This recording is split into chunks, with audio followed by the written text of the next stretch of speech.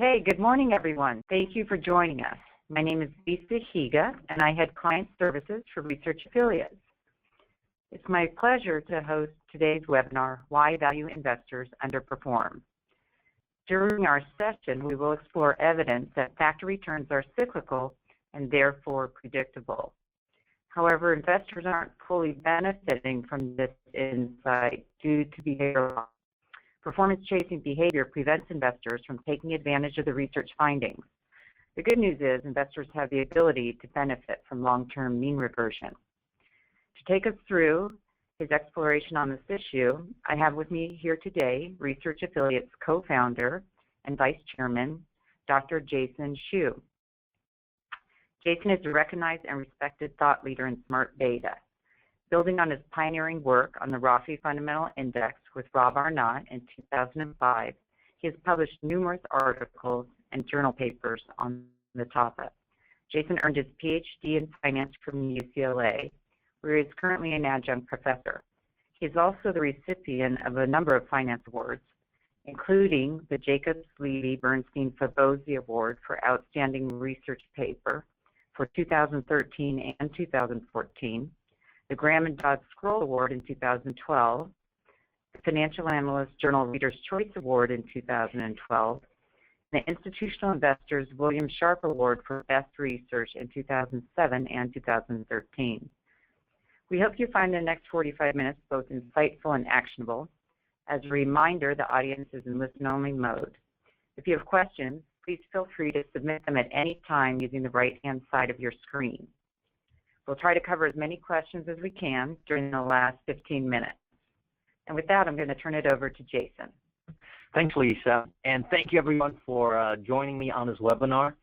Let me first share with you the evidence for the predictability and the cyclicality of factor premia, or some people call it style premia. What we know is that there's emerging literature that says the equity market premia varies over time, and that's really the seminal work done by Dr. Bob Shiller, who won the Nobel Prize 2 years ago. But what we know today is that there is additional evidence that the other factor premia are also time-varying and cyclical and therefore predictable. Now, in many ways, that's probably not surprising to you, given that we know the underlying real economy does go through a boom-bust cycle. What's more interesting is that the financial market, expressed by various investment styles, also go through a boom-bust cycle. And if anything, financial prices and the way in which investors respond to prices actually accentuates the cyclicality. So what do I mean by that?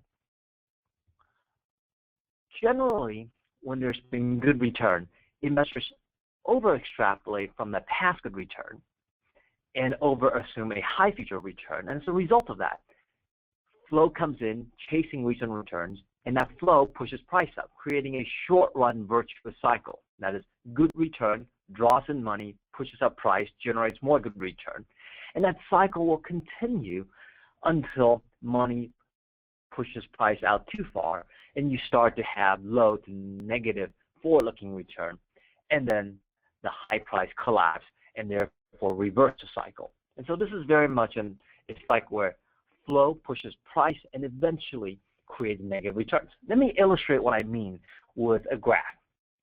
On this graph, I'm going to illustrate the low volatility investment style and how the average low vol stocks can vary in its valuation multiple over time. On the y-axis here, it's a measurement of the valuation multiple of a basket of average low vol stocks. And what we see is over time, especially the period covering 1996 through to 2000, low volatility stocks were trading at cheaper and cheaper and cheaper multiple. Now this is intuitive because the style that's successful during the tech boom was the high beta, high volatility stocks. As a result, money flew out of low vol as a theme and into the high beta stocks. And of course, the trend reverses upon the collapse of the tech bubble, where you see subsequent to 2000, low volatility stocks were the winning styles, attractive flow, pushed valuation level up, and that begins a new virtuous cycle. And of course, at the end of the 2005, we were further hit by the global financial crisis, where again, the sensitivity risk meant more money flew into the low vol investment style, pushing today low volatility as a theme and record high valuation multiple. And let me go through another example. This is the valuation multiple for an average basket of value stocks. Now, the story is very similar, covering the period from 1996 to the 2000, where value stocks were clearly the underperforming style and lost a lot of assets. Now, the story is a little different if you examine the period from 2007 and on. During the global financial crisis, it was the bank stocks, the traditional value stocks, that had the worst performance, and as a result of that, money came out of that style, pushing valuation level down. And with the underperformance of value as a style, what we see is a continued depressed valuation multiple for that investment style. So all of this is very intuitive. It's just a way of understanding how the financial market itself can go through cycles, and these cycles in the short run has a momentum characteristic. That is, the expensive stuff that's done well will attract flow, making them more expensive for a period of time before mean reversion kicks in. So now we establish the empirical evidence and really the behind-the-scene investor psychology for the trend-chasing behavior that creates and accentuates cyclicality in the various return premia. What does this all mean for investors? So I'm going to introduce a concept that might be familiar to some, but I'm going to review it anyways. This is the concept of dollar-weighted return and comparing that to our more traditional time-weighted return. Now, time-weighted return is just the buy and hold return that you receive. So when a manager sends you their fact sheet, what they provide to you is the buy and hold return if you're invested in their fund for the last 1 year, 3 years, 5 years. Now, that's not what you actually care about, because what you actually generate in your own portfolio or in your client's portfolio is, of course, the dollar-weighted return, meaning it depends on the amount of money you put to work, when you put to work, and the return that occur after you've invested the money. Now, the interesting thing is there's generally a gap between dollar-weighted return and time-weighted return. And that gap, of course, simply reflects whether you time well, whether you pick the right manager at the right point in time. Assuming you have the skill and the ability to pick managers before their style goes into favor, you're likely to get a better dollar-weighted return versus the time-weighted return. And so that return gap is really a measurement of your ability to time. Now remember, up to this point, we've been talking about the possibility to time because there's a mean reverting cyclicality pattern in return premium. Also, how have investors actually done? And specifically, since I'm talking about value investing today, I'm going to look at value investors and see what the average experience has been for that cohort of investors. And of course, I want to give credit to value investors in that people who invest in value generally are more familiar with the academic literature that says if you buy low-price stocks, on average, held over a period of time, you're going to do better. So let's take a look at the evidence.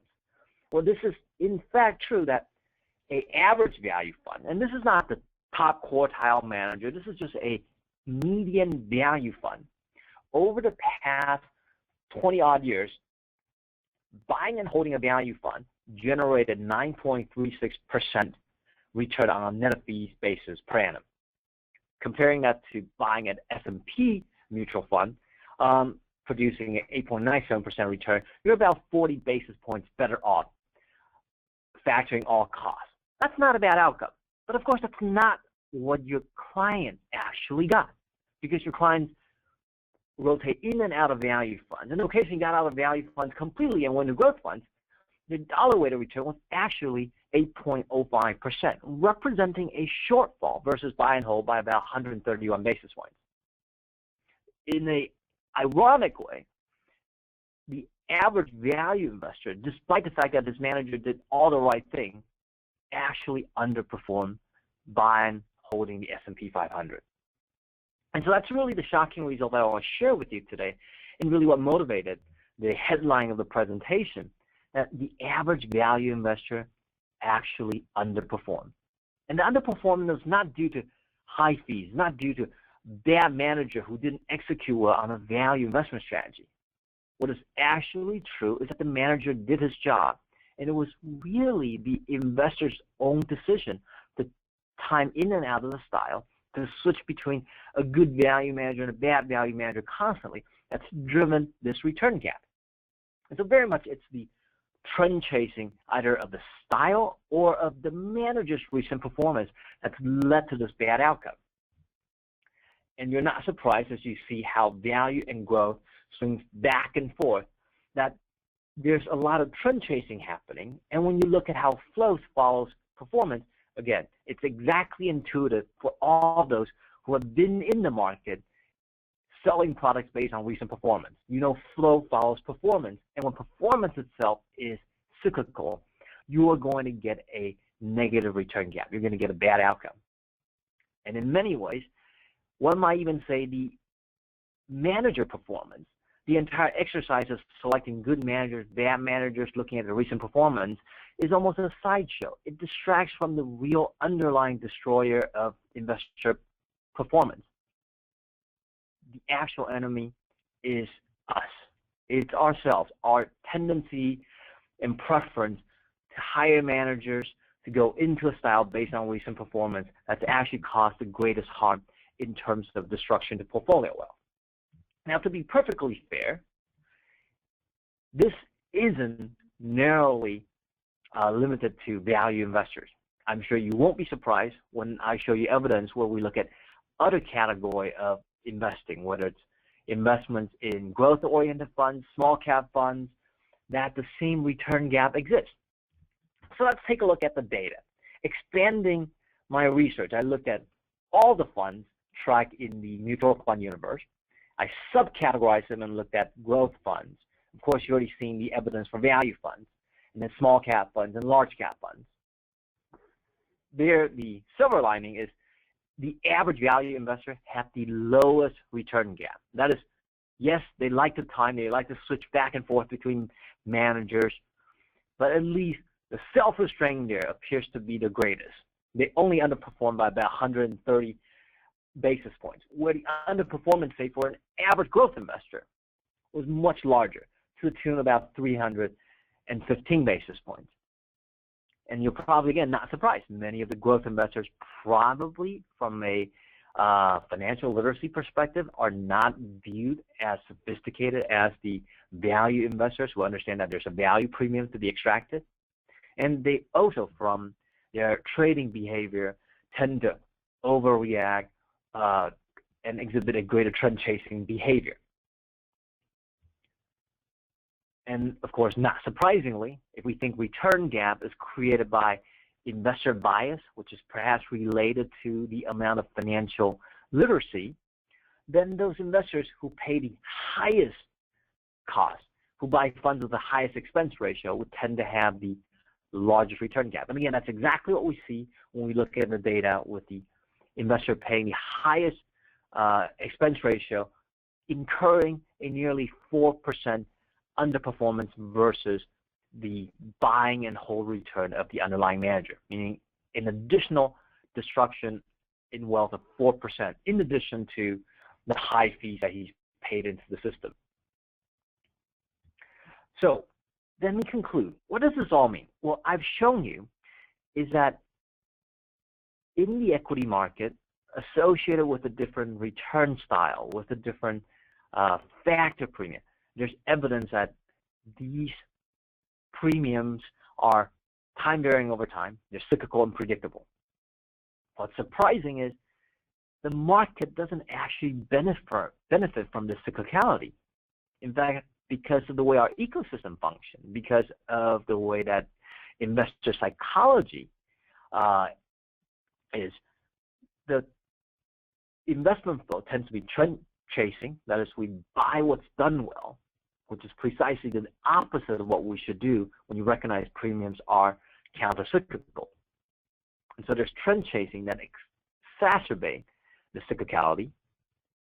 And we see evidence for all styles of investing, whether it's value, whether it's growth, whether it's large cap or small cap. and what we see is on average, a trend-chasing behavior has cost investors about an additional 2% negative performance. And that's a very, very large negative performance. And all that is really contributed by the way in which our ecosystem is structured to sell recent performance and flows chasing recent performance as a result of the marketing and sales practice in which we use to select managers and funds. Now, there is a silver lining here. And the silver lining is we know alpha is a zero-sum game. That is, all of us in totality have to get the market return. So if there's a 2% average shortfall, and that's, I argue, not just in the retail space as documented by mutual funds, we see evidence that this is exactly the same behavior exhibited by large institutions, by pensions. And in fact, for large institutions and pensions, you might even argue that that bias is actually baked into the system. That is, investors' behavioral tendencies have actually been formalized into an institutional structure in which we hire consultants to look at managers who have the greatest recent performance, and we go through a beauty parade process of selecting managers with good recent performance and allocate to them, and fire managers with bad recent performance. And all of that, I think, suggests that both institutional and retail investors are supplying a alpha into the system, which is equated to the return shortfall gap. And that's a very interesting observation because that has to go somewhere. And in many ways, you could say that's probably the best evidence for arguing that the market's inefficient and there's an opportunity for extracting that alpha. And so how might one get at that? Well, what we do know that doesn't work is the standard practice doesn't work. And the standard practice is looking at what's done well the last 2-3 years and allocate to that. We know that's actually going to cause the 2% on average additional return loss on a dollar-weighted basis. And so it's actually now obvious what you should be doing. You should be doing the opposite of the average practice if the average practice has been unsuccessful and has netted an additional minus 2% loss. If you're able to buck the trend and adopt the contrarian practice, which is to invest in managers, invest in styles that's been recently less successful, what I would argue is that you would be well positioned to capture the return gap that we document in our research. So with that, let me hand the mic back to Lisa. I know we got a lot of questions that stream through, and hopefully we can get through many of them. And I know we'll be publishing a paper in the next day that's related to what I've discussed today, and hopefully many more of your questions will be addressed in that more detailed document. Great. Thank you, Jason. We appreciate your sharing all of your insights. And now we'll move into the Q&A. And as Jason mentioned, we've been seeing a lot of questions come through, so thank you for submitting them. And many of them echo similar themes. So we're going to synthesize as much as possible. And I'm going to start with a broad-based question. Why does the value premium exist? Is it rooted in behavioral bias? Well, there's a long literature that debates whether the value premium is behavioral or risk. I'm not going to review that long literature, other than both sides make good points. But I will argue that the behavioral story does seem intuitive. And essentially what it says is there's short-term momentum, which is related to people overreacting to good news, which then draws in flow, push price up to even more expensive valuation multiple. And at some point, of course, rationality sets in and there's mean reversion. So very much we think of the existence of value premium from a behavioral perspective as people overreact, things get too expensive and get too cheap, and at some point mean reversion occurs and the cheap securities will ultimately outperform the expensive securities. Great. We have another question. What are the advantages and the disadvantages of focusing on only one factor, for example, value? Well, the advantage of focusing on just one factor is it does make your decision set a lot simpler. It makes implementation a lot easier, and all of the governance and due diligence associated with monitoring investments easier. And we know value has been a reliable source of long-term return, and it's well supported by academic research. And of course, the disadvantage of concentrating your equity allocation to just the value style of investing is that you lose out on diversification benefits. We know there are other sources of anomaly returns, other sources of risk-based equity returns, and to ignore all of them is to really ignore the benefits of diversification. So when you combine more than one investment factor, adding momentum to value, adding low vol to value, what you'll have is you'll have a portfolio that'll have lower tracking error over time, and likely that means you'll have a better staying power. You're going to be less subject to selling at the wrong time because there's been large short-term underperformance, or buying at the wrong time because there's been very large short-term outperformance. So I think a diversified approach that reduces the tracking error experience will generally tend to help boards and investors in terms of staying with a sensible investment program. Great. The next question is related, but I'll put it out there anyway, and we can expand on it a bit. Does value without momentum make sense? And I'm not sure if the audience has read our recently published paper, but we have a paper on our website which is entitled "How Not to Wipe Out with Momentum." It's been very popular, so this is a timely question, and I'm going to let Jason address a little bit more why it may or may not make sense. Well, I think a lot of people think of momentum as the opposite of value, and I just want to caution that yes, value and momentum are often negatively correlated, but they don't negate each other. Momentum is very much a short-term investment style. You're essentially betting on other people are going to overreact to price movements, push price up, and it's just a matter of positioning yourself before those trades. As a result of that, you have to trade frequently. You hold your portfolio for a very short period of time, incur high turnover, and you just need good trading skill, or you need a manager with good trading skill to make that work. Now, of course, value is more of a long horizon mean reversion requiring very little rebalancing. So the two portfolios are sort of different in terms of the behavioral anomalies that are being captured. They're, of course, diversifying, as I said before. So it of course, is preferred if you have investments in both within your portfolio at the same time, as the diversification benefit is going to reduce the tracking error you experience. And so certainly the recommendation is if you're invested in value, as long as you're able to find a good manager with reasonable cost, adding on momentum always makes sense. Okay. The next question is the lack of stock breadth a cause of value's underperformance? Well, I think what this question might be getting at is that more recently, values underperform. I don't think that's a mystery to anyone, and whether it's in the U.S., driven by the underperformance of the energy sector, or more globally driven by the underperformance of the emerging markets, which are predominantly the value side of the portfolio. People have been wondering, well, is this value underperformance cycle different?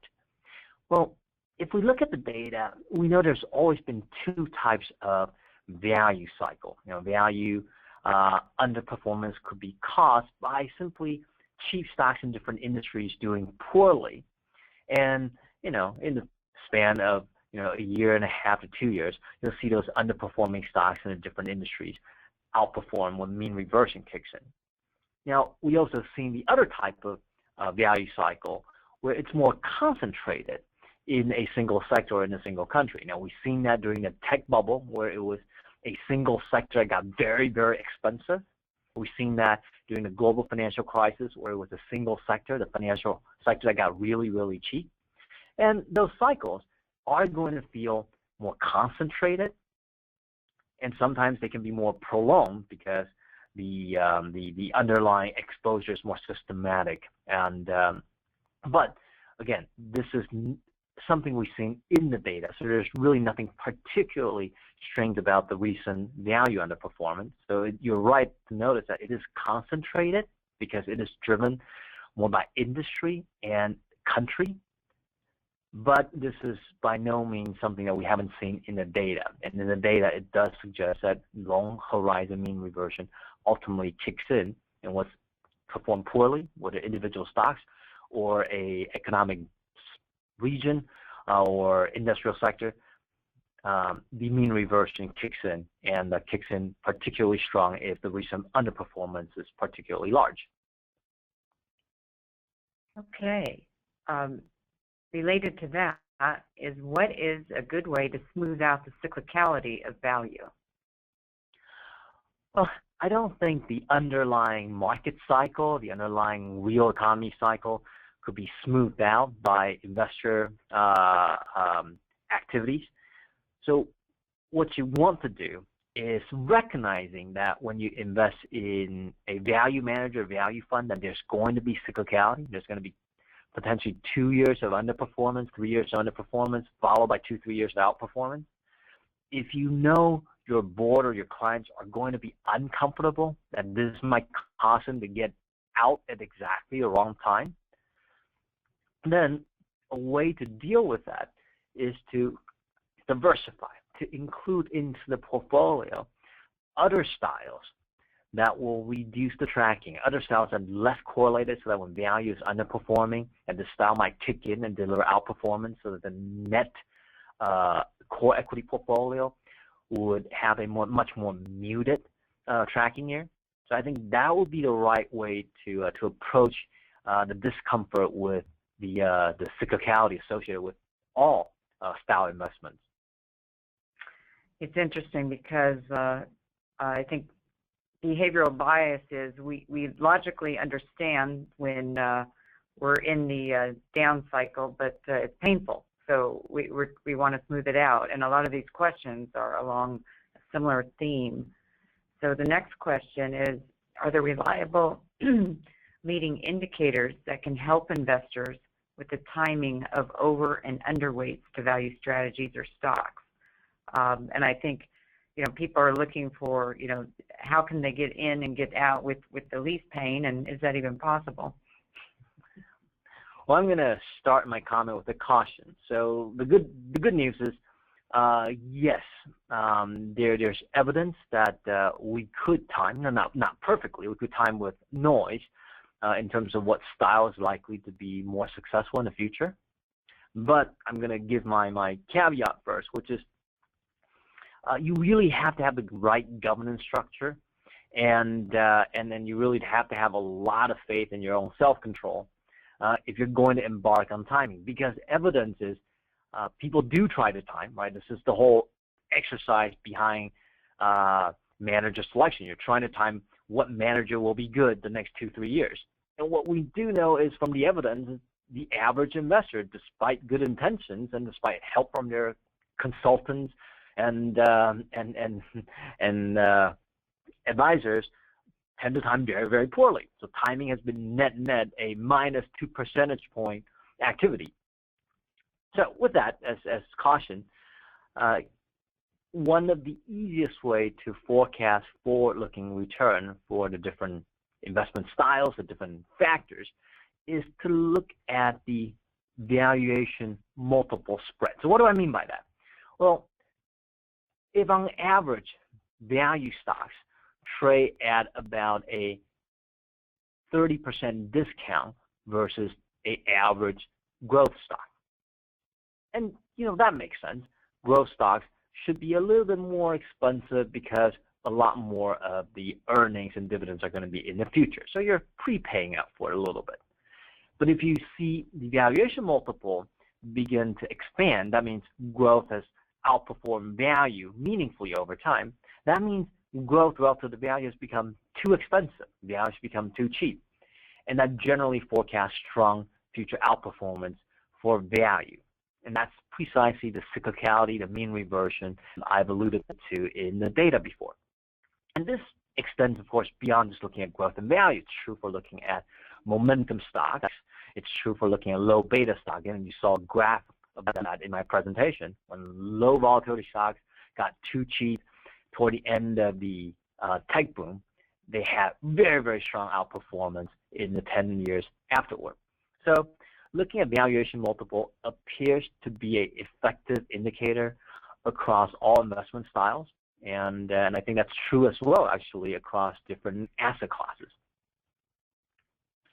That actually leads right into the next question. And we've been talking broadly about value, but the next question is, does the value premium apply to emerging market stocks? And I read this question, and I think this has been the most popular question that I've been asked sitting in the client service area, both this year and last year. I think our audience is likely aware that emerging markets have gotten cheaper and cheaper, and there's growing questioning of how low can they go? Does the value premium apply? It's a special market. It has a lot of idiosyncrasies, and maybe the research doesn't apply to emerging market stocks. And I'll let you tackle that one.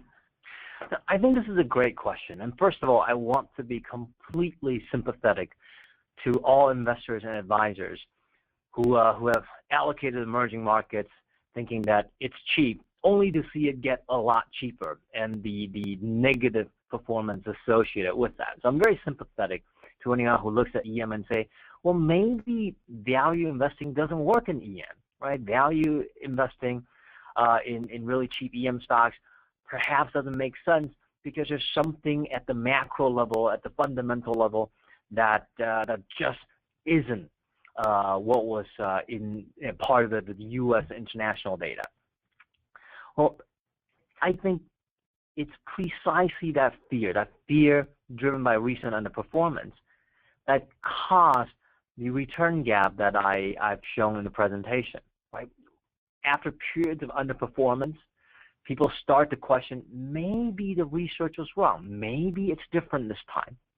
And then the tendency is to acquiesce, give up after 2-3 years of underperformance, and generally what you see is then the market turns and you miss out on the embedded value premium that's been created in the EM because of 2-3 years underperformance. In many ways, the analogy I want to give is, think of a spring. For a spring to have a lot of energy, you need to sort of compress it, and the more it's compressed, the more energy is going to be stored in the system, and the more it'll spring back. And I think that's the way we really should think about value investing, whether it's in the small cap, in the emerging markets, in the energy sector. That is, recent underperformance is not a data point to question whether the value premium we saw historically is true, but a indication of a larger forward outperformance that's possible. And I would say, if you want to avoid the negative 2% return gap that I showed you in the research, sort of losing your conviction, doubting the research because of 2-3 years of underperformance will be precisely what drive you into trend chasing behavior and resulting in an additional 2% loss due to untimely exit and managers. Okay, thanks. The next question is actually a bit more macro, a little bit different. How will the impending monetary divergence, rising rates in the U.S., UK, quantitative easing, dovishness from the EU, Japan, and China help or hurt investors in 2016? Well, I know the monetary policy has been on a lot of investors' mind, particularly because we've seen quantitative easing in the last few years, and we've seen value underperformance. there's a desire to sort of link the two and see if that's the reason. My suggestion here is not to draw too much from that. We certainly don't have enough data to know. We don't have enough theory to suggest that's the case. And it's more likely than not that this is just a coincidence. There's really not enough theory to suggest why quantitative easing would cause some more value underperformance in the future. And so my advice is not to hang your hat too much on this time it's different. This time value investing won't work because of this, because of that. And I think that would be my advice with regard to this line of thinking. Okay, well, thanks. This has been a great discussion, and unfortunately, we're coming up on time. To everyone who joined, thank you again. And one more thing before we go, we always appreciate feedback. So right after we conclude, we will have a brief survey, and we'd love to hear your impressions of today's webinar. We're especially interested in how we can make these even more useful for you in the future. And thank you again. Goodbye.